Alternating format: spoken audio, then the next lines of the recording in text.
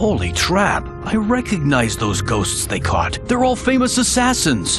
Haunting the White House? They must have stopped them before they assassinated the president.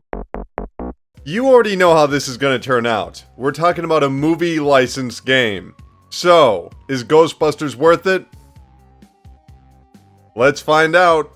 There's nothing remarkable, interesting, or original about the latest Ghostbusters game. Up to 4 players simply walk through dark, empty, cookie-cutter environments before blasting away interchangeable ghouls of varying power. Occasional boss enemies can only be eliminated with the Proton Pack, triggering a minigame where players must match the right analog stick to a corresponding direction before slamming and capturing the ghost. If that description sounds under-detailed, I have terrible news. That's really the entire game. Ghostbusters kicks off its 6-hour isometric twin-stick shooter campaign with a paper-thin set of mechanics and never grows from there, making it one of the worst games to see a retail release this generation.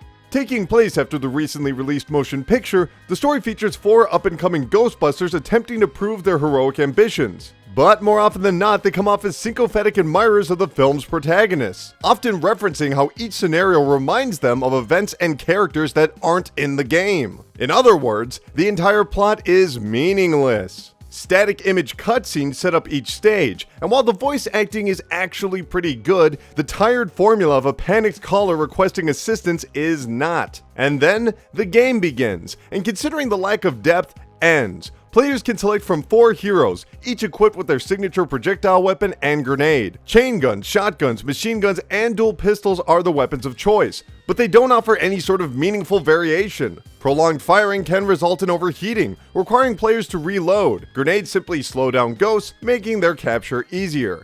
And that's it. Well, okay, there's a roll button, some collectibles, and you can revive your downed friends. But that's really it. Walk with the left stick, aim with the right stick, shoot with the trigger, that's it. This wouldn't be such a problem if the gameplay itself was engaging or entertaining or exciting or challenging or anything, but it's not. It's a banal repetition of slow walking animations and a handful of enemies, many of which have their appearances altered to fit a location while serving the exact same purpose.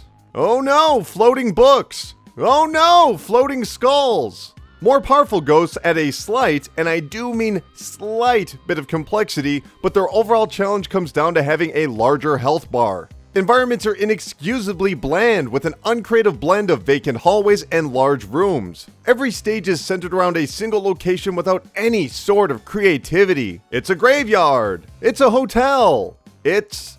Actually, I can't remember any of the others, because they're all essentially a series of lines, squares, and circles. Completed stages unlocked remixed versions of the previous environment. What's the difference? Couldn't tell ya! They play nearly identically. In between missions, players are rewarded with points to improve their weapon and movement. In theory, this would enhance the experience as the game progresses. But with the experience levels tied to each individual character, this actually discourages experimentation. So, is it worth it?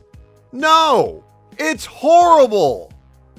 Ghostbusters is currently available on the PlayStation 4, Xbox One, and PC for $50. My name is Colin Tanner, and I'll see you in the next video.